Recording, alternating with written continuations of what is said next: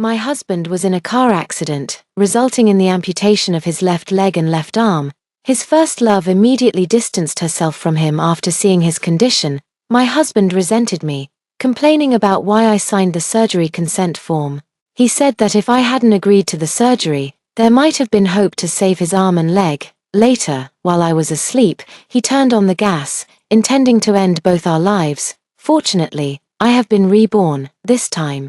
I'll do as he says and not agree to let him have the surgery. If he wants to die, I won't stop him, but he can't expect me to go down with him. I received a call from the hospital saying that my husband, Gray Yang, was in a serious car accident and that I needed to come quickly. I readily agreed, saying I would go right away. However, after hanging up the phone, I had no intention of moving at all. Instead, I opened a binge-worthy variety show and started eating the luxurious Japanese takeout that had just been delivered. All while watching the show, I wasn't the least bit worried that my delay would have any impact on my husband's treatment, because this was the second time I had experienced these things. In my previous life, after receiving a call from the hospital, I rushed there in a hurry. The doctor told me that Gray Yang's vehicle had collided with a large truck, causing the truck to overturn. Gray Yang's left side had been crushed by heavy objects for an extended period, and amputation was necessary to save his life. Faced with the choice between living with disabilities and dying whole, I decisively chose the former. After an 8-hour surgery, Gray Yang was successfully saved. However, he lost his left leg and left arm. However, Gray Yang could not accept this outcome and blamed me for meddling. He said that doctors always exaggerate the severity of illnesses, insisting that he could have survived without amputation. My mother-in-law, Zhao Gui Hua, also chimed in, saying that doctors have performance evaluation metrics and that amputating patients allows them to charge more for surgeries and treatments. She claimed I had been completely deceived. Because of this incident, Gray Yang has always held a grudge against me, especially after his white moonlight. Esme Liang saw him in that state and was so frightened that she lost her composure.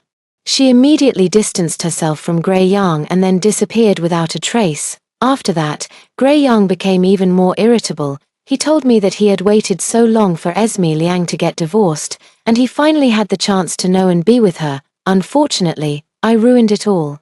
I understood that Gray Yang had just undergone an amputation and was in a bad mood, so I didn't argue with him. I just told him to calm down. If he wanted a divorce, I would grant it to him. Unexpectedly, what I received was neither forgiveness nor divorce papers. Instead, it was Gray Yang's decision to end both our lives together. I died from carbon monoxide poisoning. Now that I have been given a second chance at life, I certainly won't make things difficult for myself again. Didn't Gray Yang say that if I hadn't agreed to the surgery, he could have survived intact? Then I'll wait and see. I'm going to see whether modern medicine is more reliable or Gray Yang's self-righteousness is more reliable.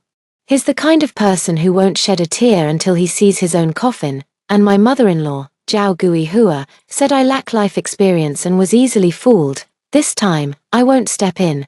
I'll let that seasoned social operator handle everything. Let's see if she can succeed in countering the scam. After finishing my meal, I saw that I still had plenty of time, so I went and had a nice, long nap. After waking up, I checked my phone and sure enough, there were 99 plus missed calls, all from Zhao Gui Hua. I figured it was about time, so I hastily did my makeup and took a taxi to the hospital. My appearance was so unusual that the taxi driver asked if I had been beaten up and if I needed him to call the police. I said, no need. The person who hit me is in the hospital being resuscitated and probably won't make it. The driver comforted me, saying, evil will be repaid with evil, your days will get better from now on. I replied, yes, I think so too. When I arrived at the hospital room, I saw Gray Yang lying motionless on the bed, and my mother-in-law, Zhao Gui Hua, was weeping bitterly beside him. It seems Gray Yang has achieved his wish of preferring death over amputation. He successfully kept his arms and legs intact and went to meet the King of Hell in one piece. Seeing Gray Yang's lifeless face, I felt an indescribable sense of satisfaction. Rounding it off, I suppose I helped him fulfill his wish. How can this not be considered a form of helping others? Zhao Gui Hua briefly stopped crying after seeing me. She yelled at me accusingly, you jinx, why did you only come now? Did you deliberately want to kill your man? Your man got into a car accident, and instead of rushing to the hospital to take care of him, where did you go? I wiped my eyes with the back of my hand, which I had rubbed with chilly water, and said with immense sorrow, I was going to drive over, but my car broke down halfway. I couldn't get a taxi the whole way. So I had to walk on my own 2 feet, but I hadn't gone far before I tripped and fell. My knee was scraped, and my ankle was sprained, so I walked a bit slower. Zhao Guihua said, do you know, because you didn't come, no one could sign the consent form for my son's surgery. So he died from not getting the operation in time. You killed him, I asked in confusion. Mom, weren't you at the hospital all along? Couldn't you have signed the surgery consent form too? Why didn't you sign it? Gray is your own son. Tell me, did you deliberately try to kill him? My mother-in-law argued defensively. You're talking nonsense. How could I possibly kill my own son? I said. Then why? Why didn't you sign the surgery consent form for Gray? Poor Gray, he was killed by his own mother like this. The onlookers who had been watching nearby couldn't help but speak up at this point. Your mother-in-law said there was no need for an amputation at all, and that it would heal with some rest. She also claimed the doctor was exaggerating the consequences to scare her just to make money. She said she just wouldn't sign, and she wanted to see what the hospital could do about it. Zhao Guihua said, he's talking nonsense. The doctor never told me that signing was absolutely necessary or that my son would die if I didn't. It's all their fault for not making it clear. It's these people in the hospital who conspired to kill my son. A nurse stepped forward. I expected this.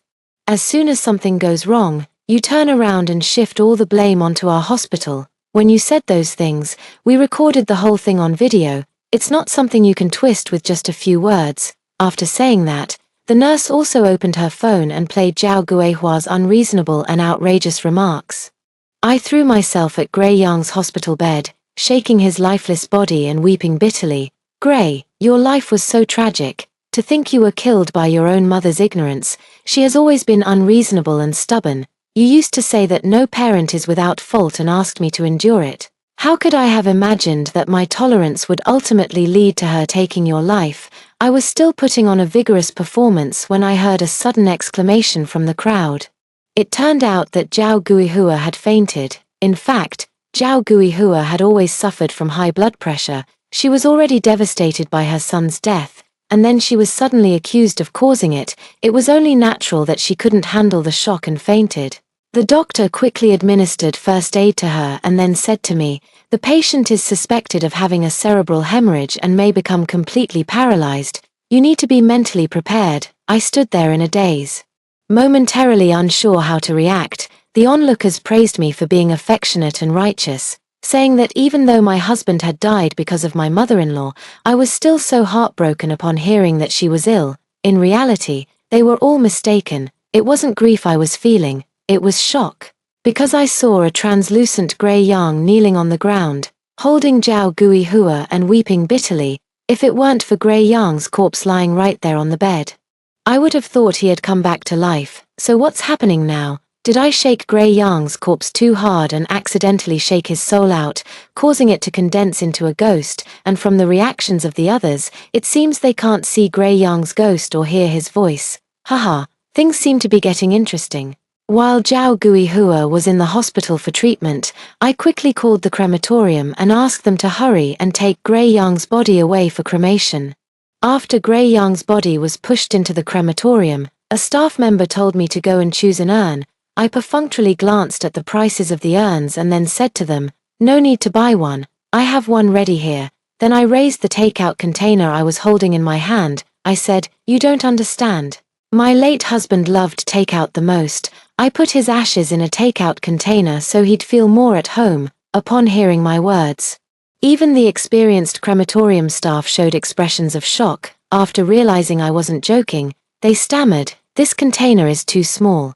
It probably won't all fit. I replied, it's fine, just put in as much as you can, and you can discard the rest. After Gray Yang was cremated, I took the takeout container and went to the waiting room. When I entered, I saw Gray Yang's ghost weeping over his ashes. If I didn't want him to know I could see his ghost, I would have really wanted to give him a piece of my mind. Didn't he say it himself, live with dignity, or rather die? So what's he being so sentimental about now? Forget it, I'll just ignore him and get on with what I need to do. Gray Young was there feeling upset. And when he saw the takeout container in my hand, he started cursing loudly. Joy G, you wicked woman, how could you use this thing to hold my ashes? I paid no attention to him and proceeded to carefully pick through his ashes and place them into the container. The staff wasn't wrong. This box really couldn't hold everything. I had the staff help me throw away the rest. When I came out with the ashes, I was surprised to find that Gray Young's ghost was missing an arm and a leg. Exactly on the left side. Haha, what a coincidence. So the ashes I just threw away were exactly his injured left leg and left hand. It seems that fate has its own way. In that case, Gray Young's ghost must follow alongside his ashes, and it's even divided according to the parts of his ashes. Who would have thought that Gray Young couldn't be a complete person while alive, and now he can't even be a complete ghost after death? I wonder if he regrets the choices he made. Gray Young, with only one leg left, could only hop along, and because he wasn't used to it, he fell several times. To wait for him, I deliberately slowed down. After all, this ghost of his is quite useful to me. After leaving the crematorium, I didn't go home or back to the hospital, but went straight to Esme Liang's house. I have a score to settle. Esme Liang's residence was actually provided by Gray Young. After Esme Liang got divorced, she was left homeless. As Esme Liang's devoted admirer, Gray Young naturally offered his own house to her without hesitation. However, that house was purchased after Gray Young and I got married. So any property transaction would require my consent. As a result, the property transfer was never completed, and the house remains under Gray Young's name. The house under Gray Young's name, isn't that just my house? Of course, I have the right to handle it as I see fit. The door lock on the house is still the same one, but the passcode was changed long ago. But it doesn't matter. When I left home, I had already brought the mechanical key for that lock. I used the key to open the door. I have only one purpose for being here, and that is to find the gold bars hidden by Gray Young. Ever since Esme Liang got divorced, she has been entangled with Gray Young. Esme Liang was the unattainable white moonlight of Gray Young's youth, and he quickly made his choice between me and Esme Liang. However, he didn't want me to take half of his assets, so he secretly transferred the property, converting that money into many gold bars and hiding them at Esme Liang's place. He was just waiting to finalize the divorce with me before taking that money out. Unfortunately, before he could successfully divorce me, he was involved in a car accident. In her previous life, Esme Liang, upon seeing Gray Young in that wretched state, immediately backed out and distanced herself from him. However, she kept silent about the gold bars and took them all for herself. Grieving, Gray Young naturally didn't think to pursue the matter, and Esme Liang effortlessly achieved financial freedom. This time, I won't let her have her way. I'll find the gold bars ahead of time and move them away. As for how to find the gold bars, I'm not worried at all. This house is only so big, even if I have to dig 3 feet deep, I'll find them in 2 or 3 days, but now I don't have to go through all that trouble. Because I have the cheat of Gray Young's ghost. Since entering this room, Gray Young has become extremely nervous. He must be very eager to leave all those gold bars to Esme Liang. Which is why he's afraid I might discover them. He doesn't realize that I can see him, so he keeps circling around a wardrobe in the bedroom, wanting to open its door but unable to touch anything physical. It seems those gold bars are hidden inside this wardrobe. I deliberately rummaged around here and there, then pretended to open that wardrobe unintentionally. I searched every corner of the wardrobe but couldn't find any trace of the gold bars. Fortunately, there was Gray Young as a reminder. He kept saying that the hidden compartment in this wardrobe was exceptionally well crafted and that I would never find it. A hidden compartment. If he hadn't mentioned it, I might not have noticed, but since he did, I quickly realized that one of the drawers had the wrong dimensions. The internal size of this drawer was much smaller than it appeared from the outside, so I knocked and found there was another layer beneath that drawer. When I opened it, a dazzling golden light instantly caught my eye. There were gold bars, each weighing 1 kilogram, and there were a full 100 of them here. I quickly took out the travel bag I had with me and loaded all those gold bars into it. As for Gray Young's ashes, I certainly didn't have the extra strength to carry them, so I simply left them there. Coincidentally, he was there grumbling non-stop, and I didn't want to listen. Normally, going to the gym and lifting 100 pounds feels like it's going to be the death of me, But now, carrying 200 pounds of gold bars, I'm practically walking on air. I took those gold bars back home and stored them in the safe. Then I contacted a moving company, gave them Esme Liang's address, and asked them to get there as soon as possible. For this, I even paid an extra 30% service fee without hesitation. By the time Esme Liang returned home that evening, most of her belongings had already been cleared out. Esme Liang stopped the movers and told them to halt immediately. "Who are you? What right do you have to move my things? Do you realize this is illegal trespassing? I'm going to call the police and have you arrested." I walked out of the room and said, "Your personal items were found in my house. You're the one trespassing illegally." "Okay," Esme Liang shouted loudly, "you're talking nonsense. This is clearly my home. And the neighbors around can testify to that." I held up the property deed and said to her, "See, the homeowner is Gray Yang." Then I took out the marriage certificate. "Look, I am Gray Yang's lawfully wedded wife, the kind recognized by the law. No matter how you look at it, this house has nothing to do with you. You keep saying the house is yours, but do you have any evidence?" Esme Liang said, "Joy Ji, just because you can't keep your man in check, you're taking it out on me. This apartment was lent to me by Gray Yang, so it's mine." I said, "Gray Yang isn't crazy. Why on earth would he lend the apartment to you?" Esme Liang said, "Because I'm the one Gray Yang has liked for many years." I said disdainfully, "You say that like it's true. How full of yourself." "Joy Ji, don't get too cocky. I'm calling Gray right now. If he finds out how you've been bullying me, he'll definitely teach you a harsh lesson." After saying that, she dialed Gray Yang's number.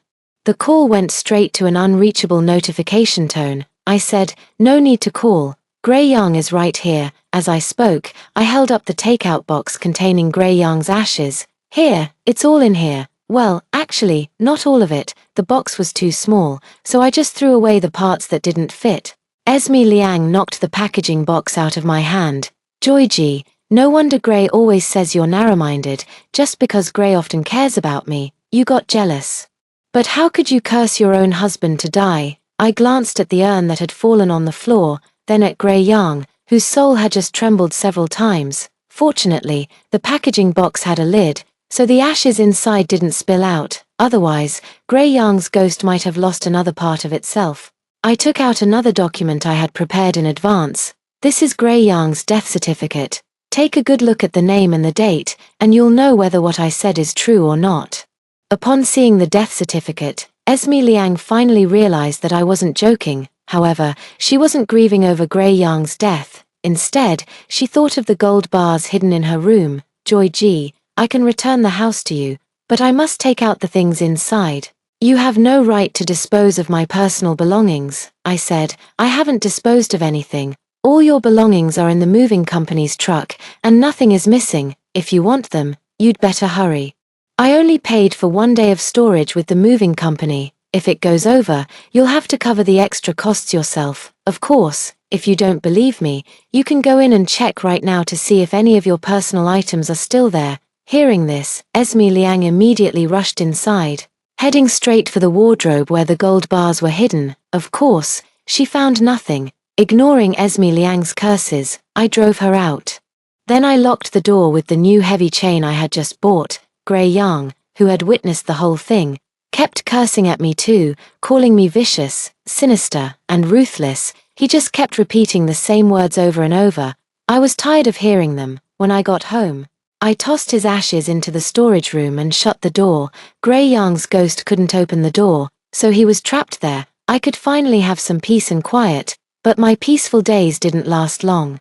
As the police showed up at my door the next day, it was Esme Liang who reported the case, accusing me of stealing her things. I said, "Officer, I am truly wronged. That apartment was bought with the assets my husband and I accumulated after marriage, including all the furniture inside. For some unknown reason, Esme Liang has been living there for free, and now she even has the nerve to make false accusations. She claims that my husband let her live there for free.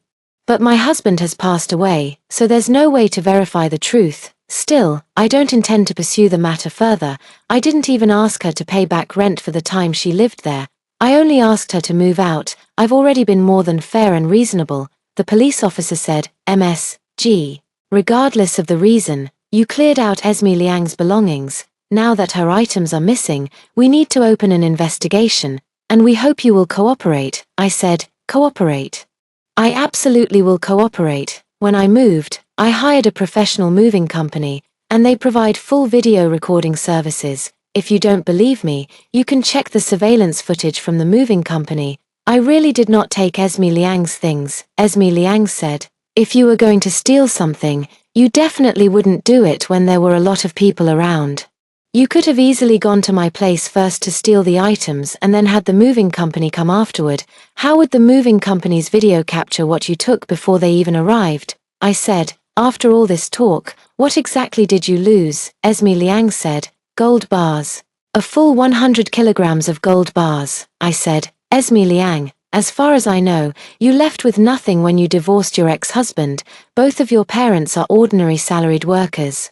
How could you possibly have so many gold bars? You can't file a false report just to frame me. Your actions are a serious waste of police resources. Esme Liang said, I'm not lying. I really lost 100 kilograms of gold bars. I said, you say it is, so it is. Why should I believe you? How about you show me the purchase receipts and payment records for those gold bars? If your items are really lost, I'm willing to cooperate with the investigation. But if you can't produce any evidence, that means you're lying and deceiving. You're just making a false report to frame me. Esme Liang was at a loss for words because she simply couldn't produce the purchase receipts and payment records for those gold bars. All the purchases of those gold bars were handled by Gray Yang, and he was afraid they would be traced during the division of assets, so he bought them through unofficial channels. Even if Gray Yang himself came, he wouldn't be able to produce a purchase receipt. Seeing Esme Liang hesitate and fail to provide any evidence, the police immediately realized that Esme Liang was lying. Esme Liang was severely criticized by her police colleagues. They also warned her that if it happened again, she would be put in detention to teach her a lesson. Esme Liang said to me resentfully, I know you took that money. Just wait, I won't let this go. It wasn't long before I found out what Esme Liang meant by not letting it go. She came to my house, pushing my paralyzed mother-in-law along with her. Although Zhao Guihua was paralyzed, her ability to speak hadn't been affected. She said, Joy Ji, Esme is already pregnant with Gray's child. You need to transfer all of Gray's money to Esme's name immediately and also transfer the property titles to her. This child is Gray's only bloodline, and all of Gray's belongings must be given to her. This way, even if I die, I can rest in peace. I looked at Esme Liang's belly with a doubtful expression. This didn't happen in my previous life. Was it the Esme Liang of the previous life who deceived Gray Yang, or is it the Esme Liang of this life who is deceiving Zhao Guihua? But none of that matters anymore. No matter whether this child really exists or not, he won't gain any benefit from it. I said, Mom, don't let yourself be fooled. How can you prove that the child she's carrying is Gray's? Have you done a paternity test for this child and Gray? Esme Liang said, Gray Yang has been turned to ashes by you. What am I supposed to use for testing? I said, so you have no evidence to prove it. But it doesn't matter, I don't really care. If you say it is, then it is, Zhao Guihua said. It's good that you know what's best. Now, hand over Gray's assets quickly. I said, Mom, I couldn't bring myself to tell you this. But Gray didn't leave any money at all, Zhao Guihua yelled. How is that possible? My son ran such a big company. How could he have no money? Don't think that just because I can't walk now, you can take advantage of me. If you know what's good for you, hand over the money right away, or I'll take you to court. I said, there's no need to go through all that trouble. Actually, the lawyer has been trying to reach you. I just thought, since you are still in the hospital, it would be better to let you rest properly. So I didn't let the lawyer disturb you. Now that you've been discharged, you should go see the lawyer as soon as possible. By the way, I've already signed a statement renouncing my inheritance of Gray Yang's estate. I don't want to take on all that debt just for a small amount of inheritance. If you want to inherit Gray Yang's estate, you'd better act quickly. How you divide it is up to you. I won't be part of it anyway, Esme Liang said. Don't think you can scare us by saying that. I'm telling you, I will definitely claim Gray's inheritance. Even if he really owed money, I'll help him pay it back. I can't let Gray Yang be seen as someone who lacks integrity. Even in death, I won't let him leave behind a tarnished reputation. After saying that, the unruly duo left in a huff. As if they had already achieved their goal, Do they not believe what I said about Gray Yang's debts exceeding his assets? That shouldn't be the case. Zhao Guihua may not know the actual situation. But doesn't Esme Liang know? Gray Yang transferred his company shares long ago to conceal his assets, and he also fabricated fake loan documents. He now only has 2 properties under his name, but that's still not enough to cover his debts. To inherit the estate, one must first inherit the debts. And the apparent debts far exceed the value of the estate. Only someone out of their mind would want to inherit Gray Yang's estate. But I'm different. I have 100 kilograms of gold bars. Why would I wade into that muddy water? How I wish Esme Liang and Zhao Guihua would lose their minds and choose to inherit the estate, so those two would be bound together, living a life of fire and water from then on. Unfortunately, Esme Liang is a person with a sound mind. As soon as she realized there was no advantage to be gained from the accounts, she immediately ran away. Before fleeing, she didn't even take the time to send her mobility-impaired comrade back home. When I received the call from the lawyer asking me to pick up Zhao Guihua, I felt quite regretful. I reluctantly went to pick up Zhao Guihua. Such a dramatic scene shouldn't be enjoyed by me alone, so I had to bring Gray Yang's ashes with me, let him personally experience the heartlessness of his beloved.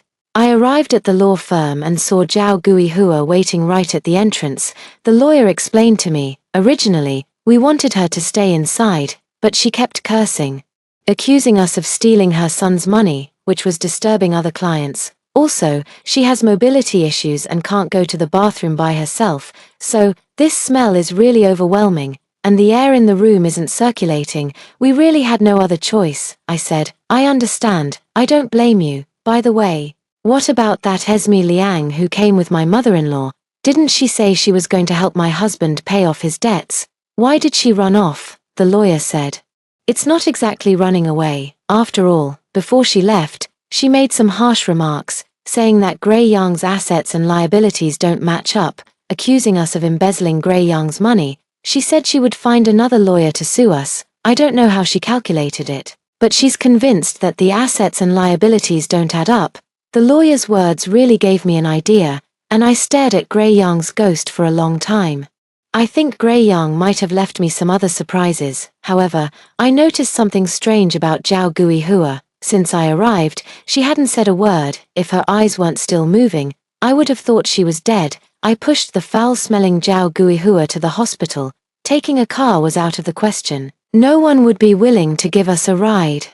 Fortunately, the hospital wasn't far. After examining Zhao Guihua, the doctor told me that she had been so shocked that her condition worsened, and she had lost her ability to speak. Although Esme Liang ran away, I, as a kind and considerate daughter-in-law, wouldn't just leave my mother-in-law to sleep on the streets, but expecting me to personally take care of her was out of the question.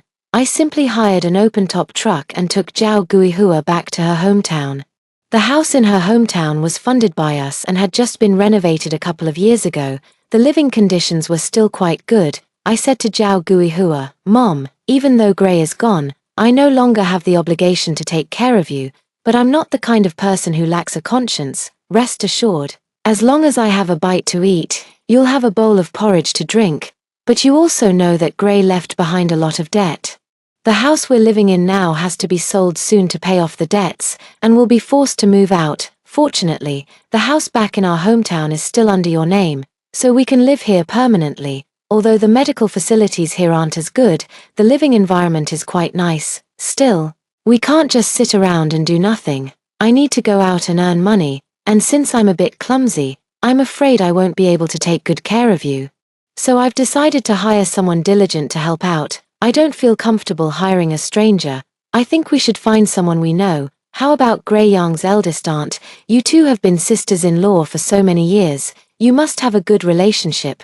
With her taking care of you, I'll feel at ease too." Zhao Guihua made a whimpering sound. I said on purpose, "I knew you'd be happy. Gray Yang's aunt is notoriously lazy, and she has had numerous arguments with Zhao Guihua over the years. A phrase the aunt often says is, 'Don't let the day come when you fall into my hands.' Haha, as they say, one should have dreams, and now the opportunity has arrived. Under the aunt's care, Zhao Guihua has been growing thinner by the day. At first, my aunt felt a bit awkward when she saw me. But later, when she realized I didn't question her actions, she gradually understood my attitude. After all, in the years following my marriage to Gray Yang, Zhao Guihua had dutifully played the role of the wicked mother-in-law, so it's no surprise that I had no affection for her.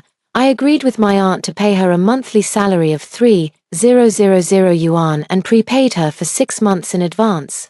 After handling everything, I returned home. Of course, I took Gray Yang's ashes with me. On the road, Gray Yang's ghost kept chattering non-stop. "You took so many gold bars, you clearly had money. Why did you lie to my mom and say you didn't have the time? My mom has that kind of personality. She finds fault with everything. Could she possibly get along with my aunt? You should have taken care of her yourself," I said. "What? Your aunt couldn't stand your mom, so you think I could?" Gray Yang exclaimed in shock. "You can hear me talking," I said. "Not only can I hear you, but I can also see your ghost." Gray Yang asked, "Since when have you been able to see me? Why didn't you say so earlier?" I said, "Say so earlier. If I had, would you have let me know that you buried gold bars in the yard of your old home?" Gray Yang was astonished. "You knew," I said. "I didn't know originally, but I have to thank Esme Liang. She claimed that your assets and liabilities don't match. So I started to suspect that you might have another portion of gold bars that even Esme Liang doesn't know about, although your car was destroyed. I checked the etc. deduction records and found out that you recently made a trip back to your hometown, but you didn't tell anyone about this, so I took the opportunity of sending your mother back to your hometown to bring you along as well. Hard work pays off. I noticed it when you were circling that peach tree in the yard. Otherwise, why do you think I locked you in the cellar yesterday? Just because I wanted to see if I could dig up some treasure, and as it turns out, I actually found it." Gray Yang stomped his feet in anger. "Joyji, I really underestimated you, so you've had your eye on my money all along," I said.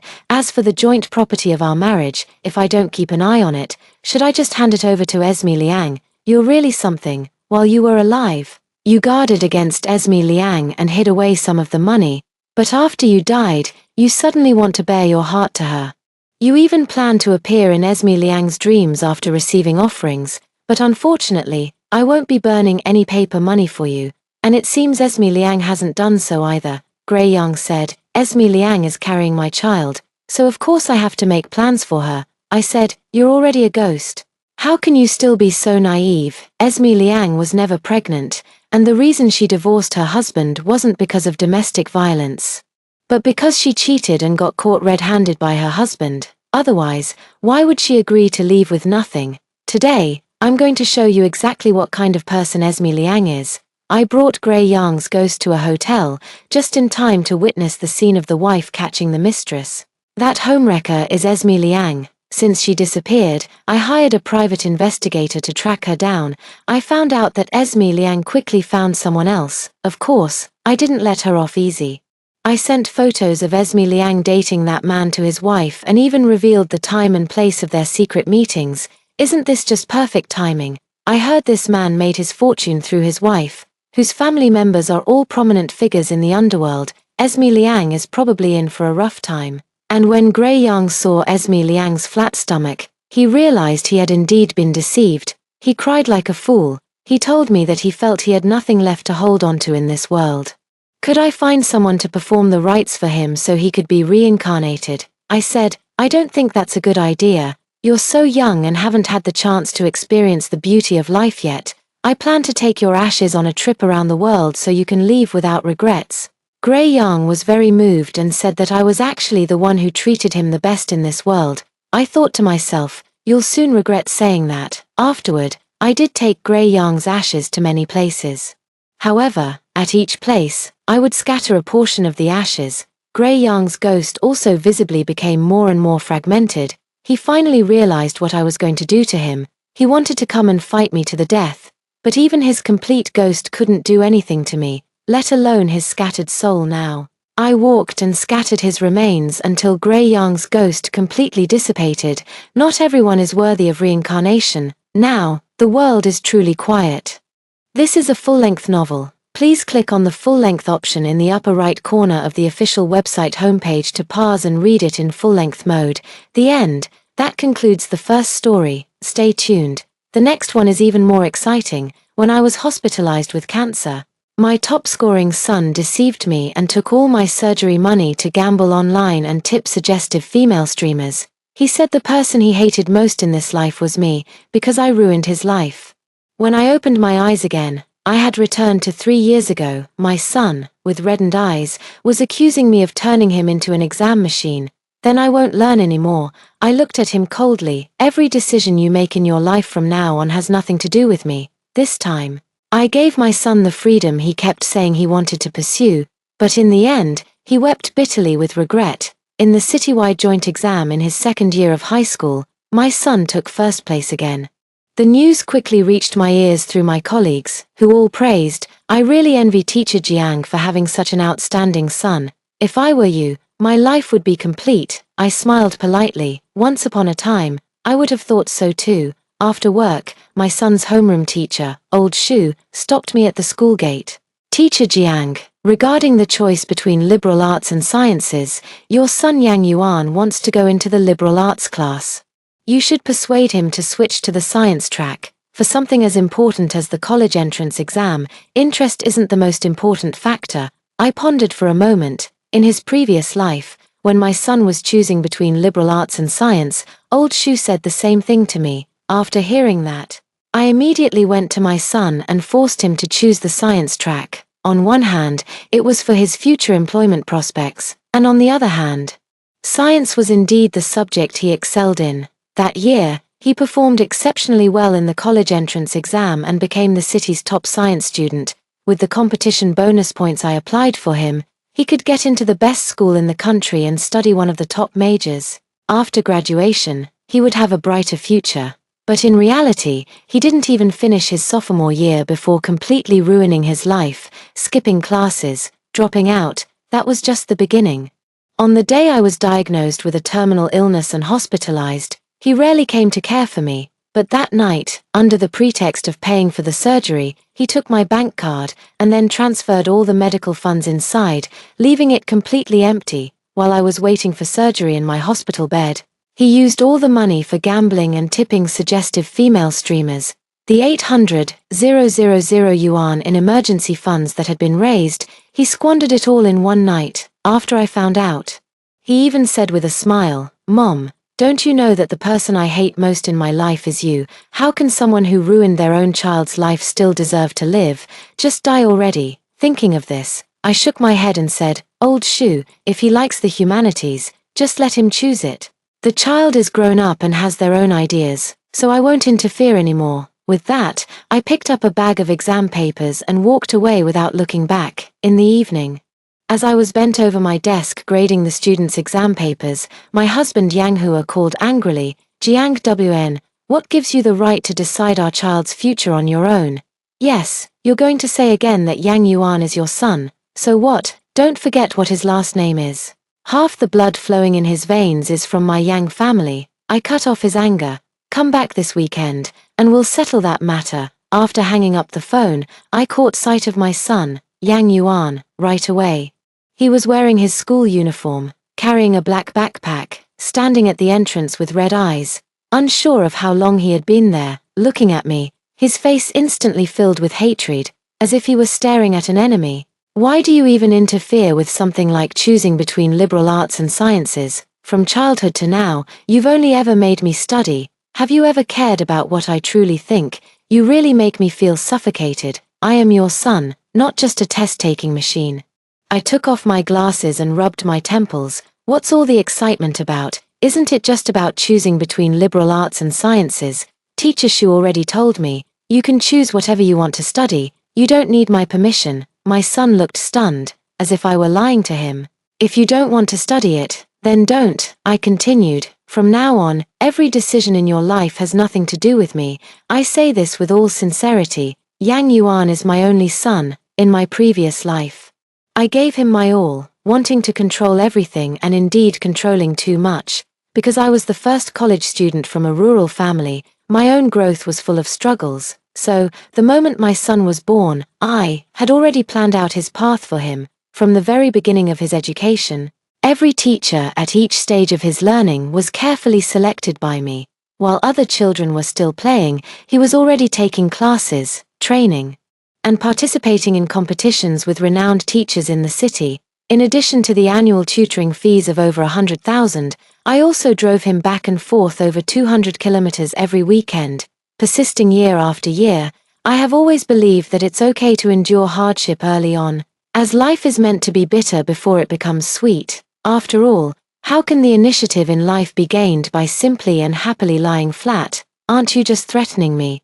My son suddenly yelled, then slammed the door and went back to his room. I sighed. My son thought I was speaking to him in anger. On Saturday morning, the son, knowing that his father Yang Hua was coming, instantly brightened up from his gloomy mood. He happily went back to his bedroom to change clothes. Humming a tune while washing up, at 9 o'clock, Yang Hua appeared at the door, looking travel-worn, as soon as the door was pushed open and before the suitcase was even set down.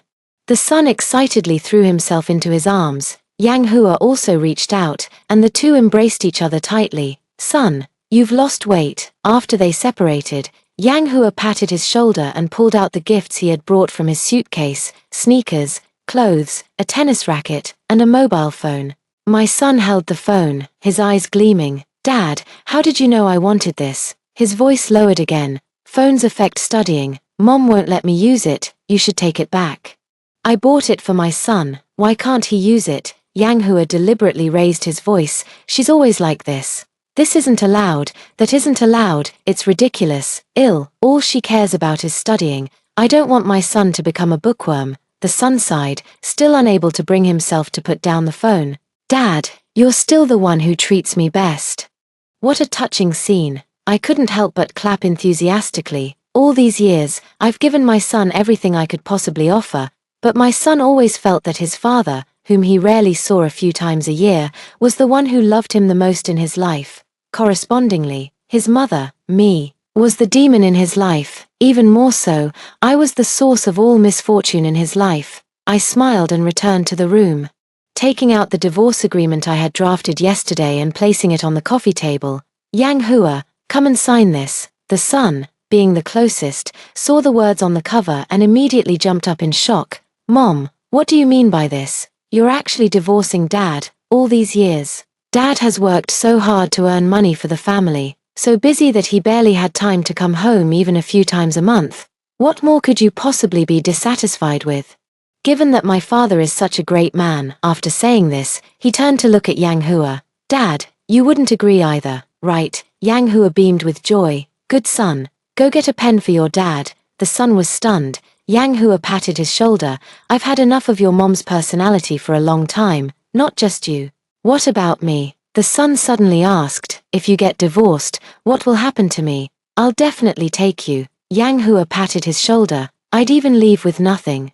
As long as I can get custody of you." The son's eyes reddened, looking at his father with emotion. "No, I will explain to the judge that I will only follow you." The two embraced again. Yang Hua looked at me with a triumphant expression, as if to say, "I knew our son would choose me. I'm not surprised at all." In my previous life, our son hated me so much not only because of my controlling nature but also because of his father's death, 1 month before the college entrance exam. Yang Hua was driving the wrong way on the highway and collided with a large truck. The car instantly caught fire and burst into flames. When he was taken to the hospital, he was still alive, but in a state worse than death. Besides the damage to his body and brain organs, his entire skin was severely burned. Even if he were saved, it would be worse than death. In the end, I signed the form to discontinue treatment, in order not to affect my son's exam performance. I didn't tell him until after the college entrance examination was over. My son was devastated. He felt he was an unfilial son for not being able to see his father one last time before he passed away. It was from that moment on that my son completely regarded me as an enemy. He resented me for hiding everything from him. He hates me for not saving his father. He hates me even more for putting my studies above everything else in his life. So when I later got a terminal illness, he said I deserved it.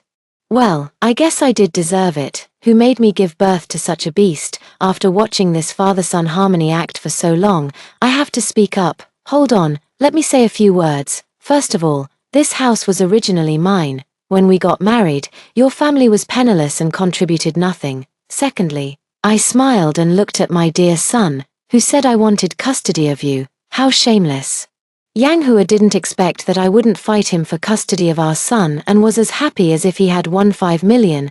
Our son has been famously outstanding since childhood, consistently ranking first in citywide exams. Anyone could tell at a glance that he was a top scholar in the making, with a bright future ahead, completely different from that illegitimate child of Yang Hua. In my previous life, I didn't tell my son about Yang Hua's car accident, and naturally, I didn't reveal Yang Hua's disgraceful behavior either. When Yang Hua was hospitalized after the car accident, I encountered a woman who came to visit him. That woman, holding an 8-year-old boy by the hand, tightly grabbed my pant leg and knelt down in front of me in front of everyone in the hospital. She said, "This is the son she had with Yang Hua. Yang Hua is dead, so half of the family property should go to them." No one knows what I went through during that time. I thought Yang Hua had been at odds with me because of our son's education, to the point of wanting a divorce. To prevent my son from growing up in a single-parent family, I only lived separately from Yang Hua in my previous life and never agreed to a divorce. Unexpectedly, under the pretense of a work transfer, he kept a mistress outside, and his illegitimate child is already in elementary school. Such a disgusting person is still the unparalleled good father in my son's eyes. In that case, if he wants to follow his father, let him go. I just want to let my son go to his father's new home with a heart full of joy, pursuing the freedom he desires. However, when he discovers that his so-called good father has been hiding from him the fact that he already has a new wife and a new son, and that he himself is the outsider in the family, what expression will he have then? Just thinking about it makes me look forward to it so much. Yang Hua spent the entire weekend playing with her son. It wasn't until Sunday evening that her son remembered he had homework to do and hurried back home. When my son knocked on my door, I was still working on my teaching paper. After opening the door, he angrily asked, "Why didn't you make dinner for us?" I retorted, "Didn't you eat out?" Yang Hua loves taking his son out to restaurants the most. I used to often disagree, thinking that eating out was unsanitary, and only allowed him to come home for meals, no matter how late he returned. The food on the table was always warm. This week, I decided to let him fully enjoy his time with his dad, so naturally, I didn't make a single phone call. "I need to come back and do my homework," my son said while looking at me, with an expression that seemed to be waiting for me to go to the kitchen and cook for them. I sat still. "The food is in the fridge. You can heat it up yourself if you want to eat. Didn't you say that doing housework interferes with studying?" he questioned. "It's already been delayed for 2 days. What difference does a little more delay make? Do you think you won't get into college because of it?" As soon as these words were spoken, my son's face darkened. "Just because you divorced my dad, does that mean I'm no longer your son? You won't even make a meal for me. You are my son, but I have my own things to do too," I continued. "Besides, aren't you the one who hates it the most when I try to control your affairs?" My son looked at me in disbelief. "I dislike that you only make me study, but I don't dislike you cooking for me." At this moment, I suddenly understood the freedom my son wants. He wants me to unconditionally support what he wants to do. For what he doesn't want to do, I must selflessly step in and do it for him. I smiled, shook my head, and said nothing. My son yelled, "Look at you, getting old. Will I take care of you or not?" With that, he slammed the door and left. Yang Hua and I began the divorce proceedings. My son seemed to want to bring up the topic several times, but ultimately chose to remain silent. Since my son still needs to take the college entrance exam at our school, and my house is very close to the school, he will continue to live with me until the exam is over. Together, however, he is completely angry with me. As soon as he gets home, he shuts his door, determined not to say a word to me. I've gotten used to it. Besides, not having to wash his clothes, cook for him, analyze his test papers, supervise his studies, or drive him to the city for training classes every week, I suddenly have a lot less to do. I began to reflect as well. Perhaps in my previous life, I really did discipline him too much. Without realizing it, did I impose my own will on him, causing him to develop such a personality? If I don't push him to study, will he later go down a path of ruin? But soon, what happened next gave me a new perspective. Yang Hua claimed he only wanted custody of our son. But when it came to dividing the assets, he changed his tune. Although the house we currently live in was bought by my parents before the marriage, After getting married, we took out a loan to purchase another property in the city center for our son. I bought a ready-to-move-in apartment. And I use my housing fund to pay the mortgage every month. The property Yang Hua is fighting for is this very apartment, he argued confidently. We bought this together for our son's marriage. Now that our son is with me, the apartment should naturally be allocated to me. Our son also said, "Mom, you've already gotten another apartment, so don't make a fuss about this one."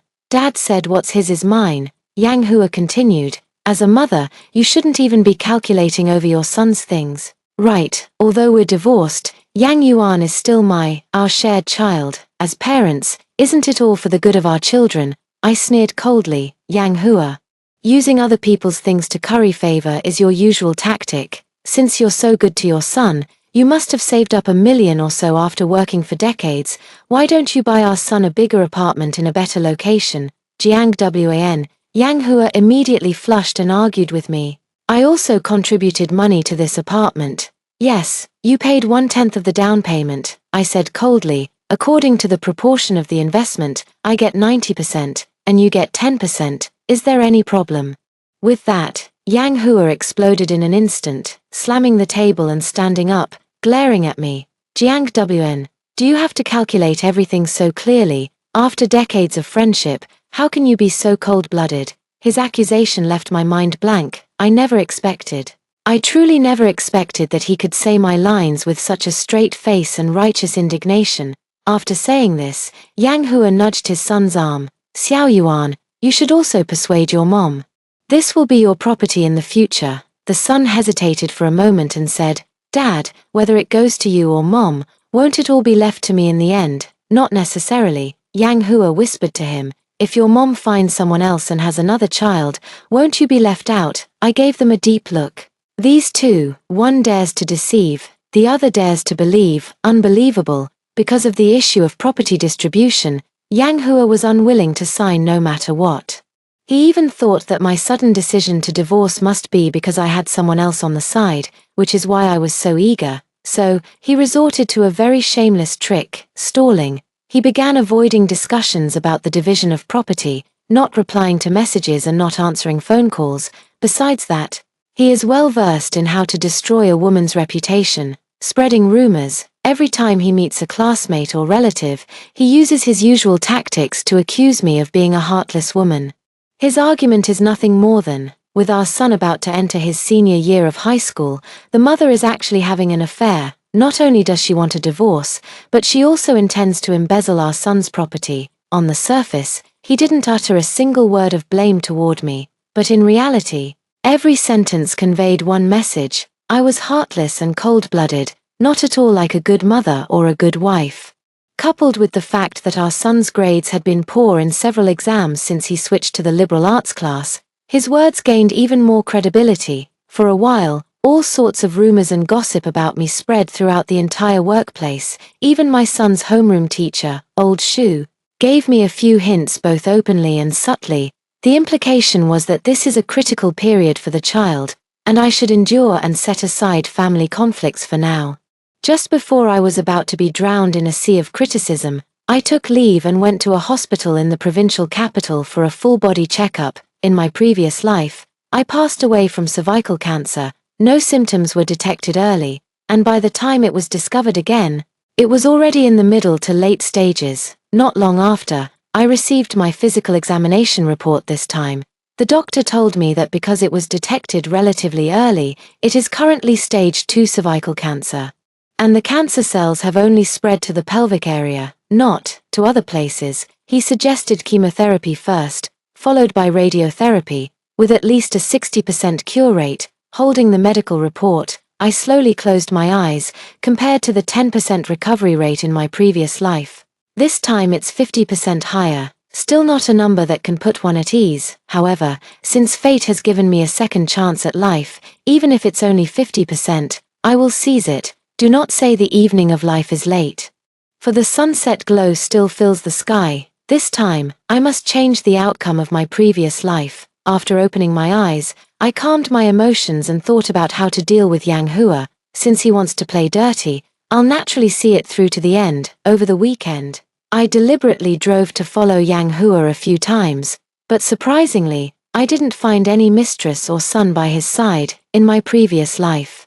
It wasn't until he was hospitalized after a car accident that the woman who came to the hospital to beg me on her knees showed up with the child. So, where on earth has he hidden that mother and child? After returning to school, I saw Yang Yuan's name again on the list of the science experimental class. After asking my colleagues, I found out the school's academic affairs office leaders, as well as old Shu, believed that Yang Yuan was a top candidate for science. To ensure the school achieves good results in the college entrance examination, they had several discussions with Yang Yuan, almost coaxing him into returning. Studied science. I was suddenly taken aback. The divorce that couldn't be avoided, the cancer that couldn't be escaped, the elusive mistress, and my son's choices. It felt as if there was an unseen force, still pulling everything toward a predetermined path. I heard that teacher Jiang is back, after doing so many shameless things. How does she have the nerve to come teach us? Yang Yuan is so pitiful. I heard he's so discouraged he doesn't even want to study anymore. I stood at the classroom door, about to push it open with force, when a clear female voice rang out. Did you really see it with your own eyes? The other students paused for a moment. And a boy said angrily, everyone else is saying it. And if she had a proper character, why would she be talked about? The girl calmly retorted, you listen to whatever others say. If one day they tell you to eat shit, would you do that too? Aren't you old enough to have any judgment? Teacher Jiang has taught us for so long.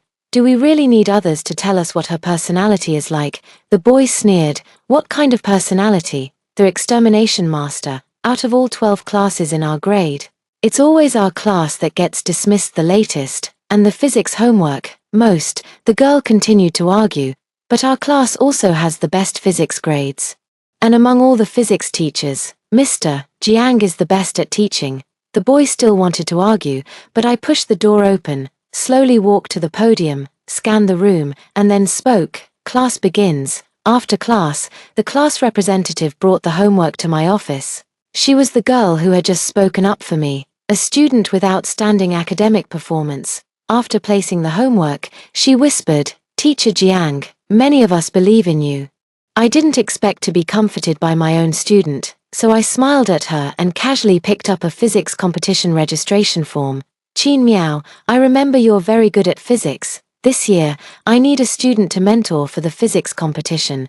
Would you like to give it a try? Out of all the students in the class, Qin Miao left a deep impression on me. She is diligent and hardworking, usually ranking within the top 10 in school exams, but in her previous life, Qin Miao did not take the college entrance exam. Qin Miao lost her mother at a young age, and her father was a gambler who sold his daughter while drunk. As a result, she dropped out of school in the first semester of her senior year of high school. Not long after, she was found dead by suicide at home. I won't let the tragedy that happened to her repeat itself, just as I also don't believe that the script of my life cannot be changed. Qin Miao widened her eyes in pleasant surprise. I'm willing. But I'm worried. There's nothing to worry about, I said. As long as you want to participate, I will definitely train you to at least win a provincial second prize or higher. Let me make it clear from the start.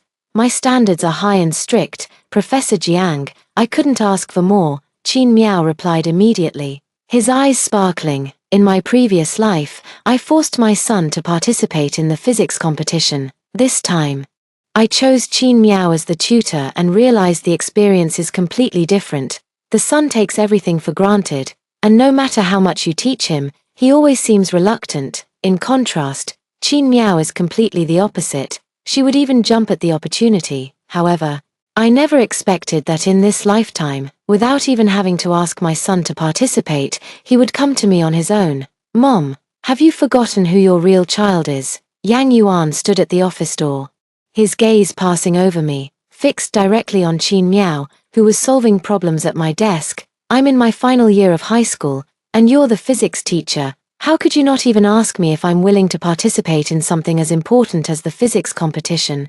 Could it be that you really have a new man outside, just like Dad said? He walked step by step toward Qin Miao. What is her relationship to you? Is she your illegitimate daughter, Yang Yuan? Seeing him speak more and more absurdly, I immediately turned cold and said, Do you know what you're saying? You said I didn't ask you because I knew even if I did, you wouldn't be willing. The son immediately replied, you didn't ask me, how do you know I wouldn't be willing? I also participated in the physics competition this year. I was taken aback. So, you want me to tutor you? A hint of embarrassment flashed across my son's face, and he quickly retorted fiercely. Do you think you're the only one I can turn to? Other teachers are begging to teach me. Just you wait and see how I'll crush the student you picked under my heel during the competition. With that, he turned his head and stormed off angrily. Not long after, old Shu came to see me again. Teacher Jiang. Why is Yang Yuan so dead set on participating in the physics competition? As if he's swallowed a weight, we all advised him not to participate because he missed several months of classes. And his focus should be on catching up with the coursework, but he's your own son, Teacher Jiang. If you don't take care of him, who will? Understood. I closed my eyes and said nothing more. Qin Miao is a very qualified student. On the weekend, she didn't understand a problem and came directly to my house to ask. My home address is not a secret to students. I used to often invite students over for meals. Teacher, am I disturbing you? No, curiosity is the most precious quality a student can have. I pointed out the approach to the problem and then invited her to stay for lunch. When my son got up, this was the scene he saw.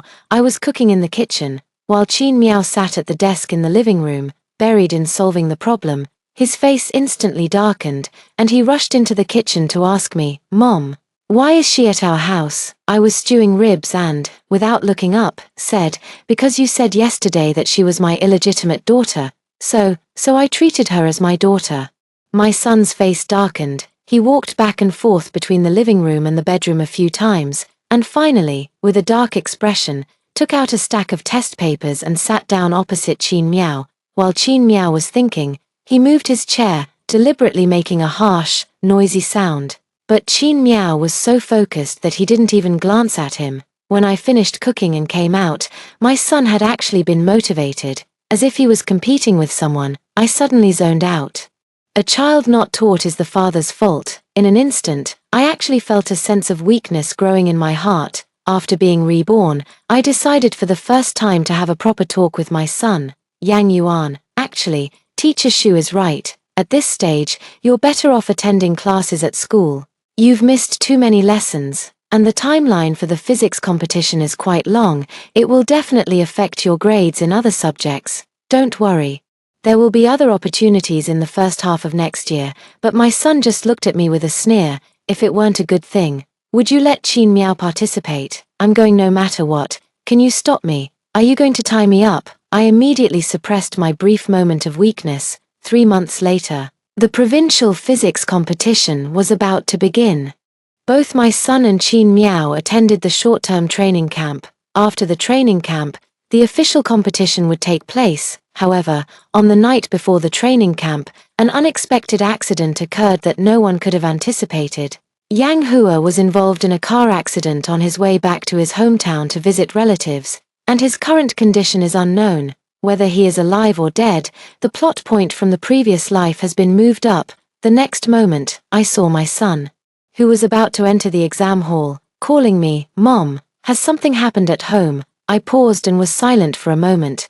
My son immediately turned cold and said, I knew you wouldn't tell me, but I already know, Dad, he was in a car accident last night, and his condition is still unknown. I am his son. I'm an adult. I have the right to know. I don't want to miss seeing him one last time if something happens to him. Mom. Someone as cold and heartless as you will never understand the bond between me and Dad.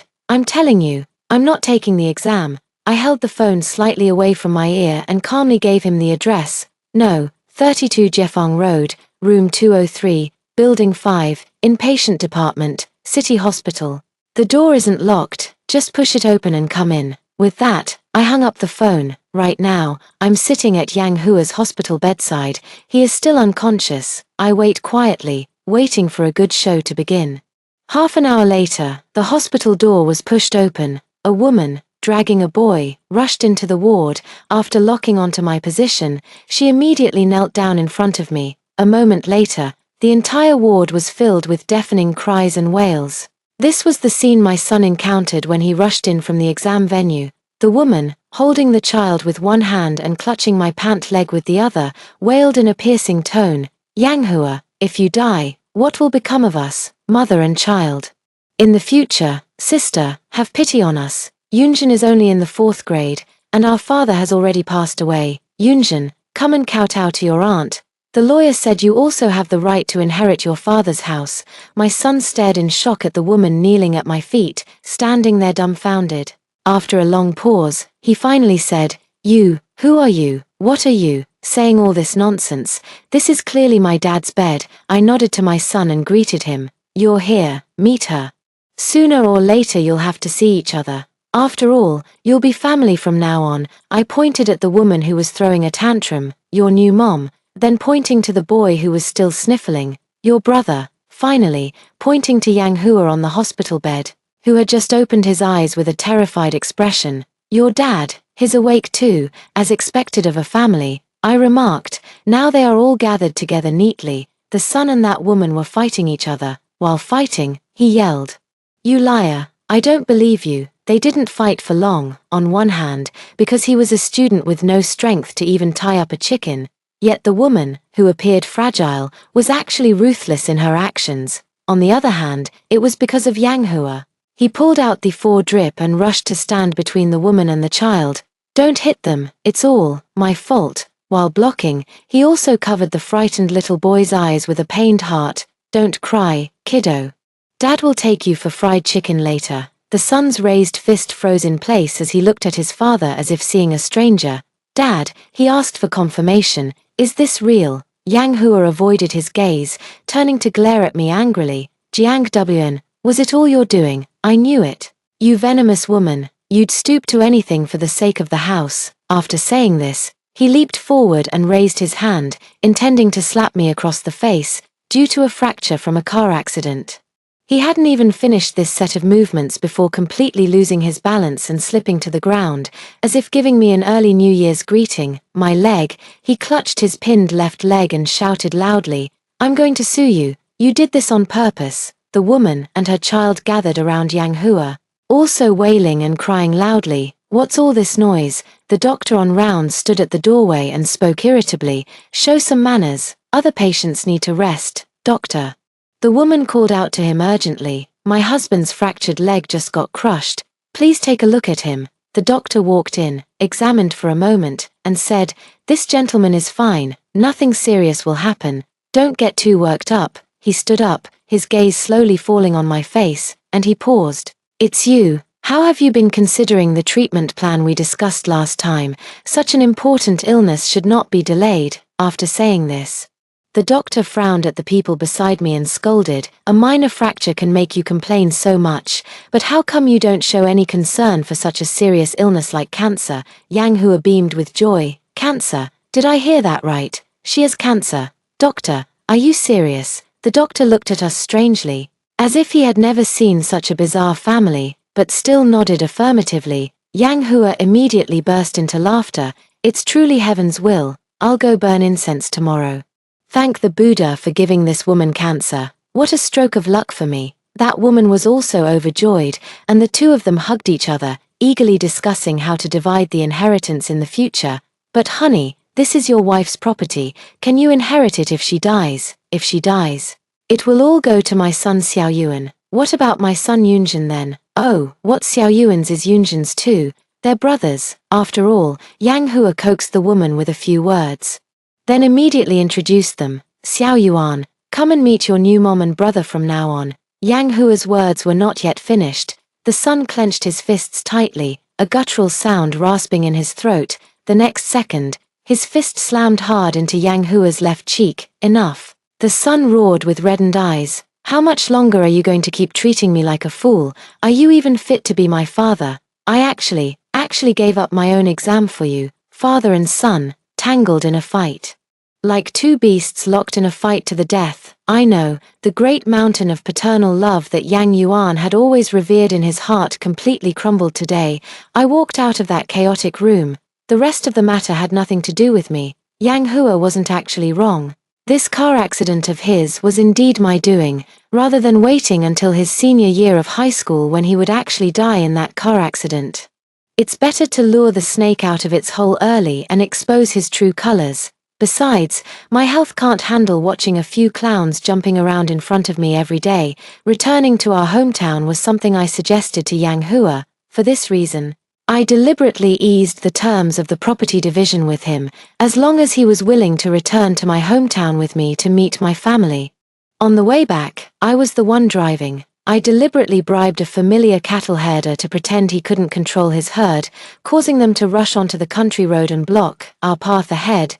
The reward was a spot for his child to attend the central school in the city. For the sake of his child, he would, of course, help me wholeheartedly. Then, at the critical moment, I turned the steering wheel, directing the impact toward Yang Hua's side. I wouldn't let Yang Hua die in the car crash, just temporarily lose consciousness. Finally, I got hold of his phone and sent a mass text to all his contacts. I've been in a car accident, and it's serious. Honey, hurry and bring our son to the hospital. Ask Jiang Wn for your share of the house and inheritance. No need to write too much. After all, the right people will rush over in a panic. Unrelated individuals who shouldn't have seen it can also infer what happened from this message. The dirty water Yang Hua splashed on me will eventually fall back on himself. Of course, this isn't over yet. I filed for a forced divorce with the court, on the grounds that Yang Hua committed bigamy. During our marriage, his cohabitation and having a child with someone else is illegal. Previously, I struggled without evidence. But just now in the hospital room, they didn't notice that my phone was placed high up in the corner, recording a video, with both witnesses and physical evidence. No matter how much Yang Hua struggles, there's no way to turn things around. This marriage, whether he wants a divorce or not, he has to go through with it. 1. When the court's verdict came down, my sick leave application to the school was also approved. Before leaving the school, I made a special trip back to hand over the details of the children in my class to the new teacher.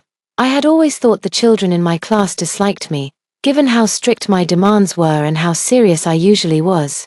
In the final lesson, during the handover, the children in the class were all in tears. Teacher Jiang, we don't want you to leave. I will come back. Teacher Jiang, the usually most outgoing child wailed, don't lie to us. We all know you have cancer. And you might not. I can't see you anymore. Teacher Jiang. The boy who scolded me last time looked at me with red eyes. I'm sorry. Qin Miao was right. I'm just a fool, only knowing how to blame you, but forgetting your dedication to us, every exam. You would talk to each of us one by one, analyze our test papers, and encourage us not to give up. Other children with red eyes also started speaking up.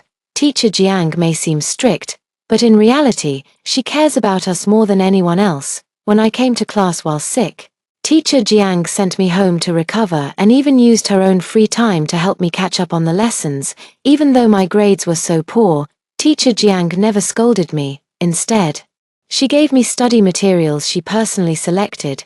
Qin Miao cried the loudest. My dad won't let me study anymore. He wants to sell me for a bride price. But Teacher Jiang gave him all her own money. She said my dad is short-sighted and that I would definitely make something of myself.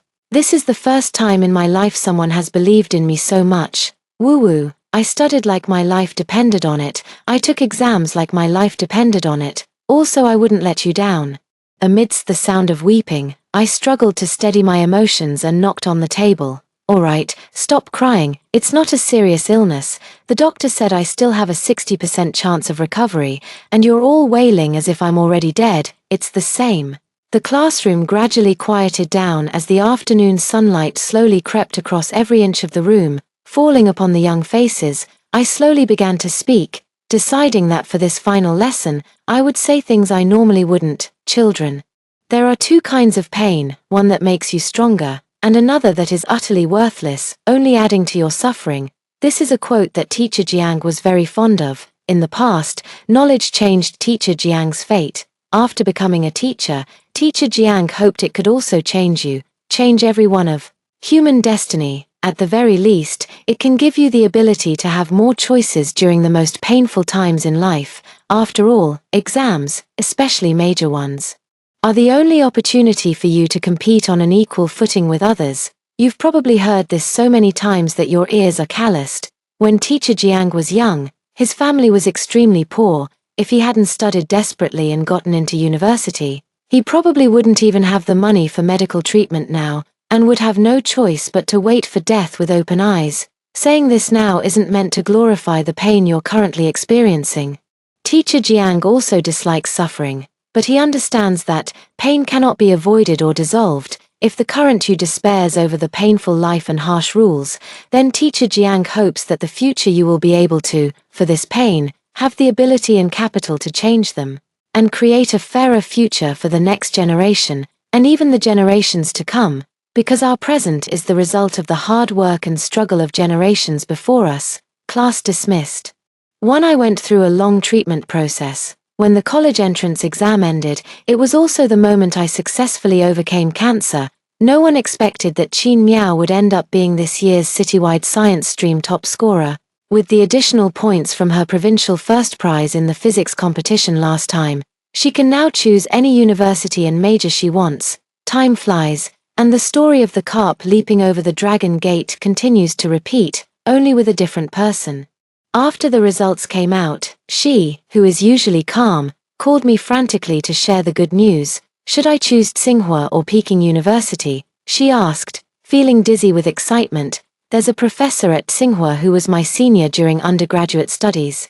His research focuses on a project supported by the National Key Initiatives, and there is a high demand for top-tier talent. Do you need me to recommend you to him? I do. Teacher Jiang, love you. I hung up the phone and saw the message Laroshu sent me. During this time, he often sends me messages. Since my divorce from Yang Hua, and our son Yang Yuan was granted custody to her, our son has completely changed. He is either frequently late or leaves early, or he plays with his phone in class.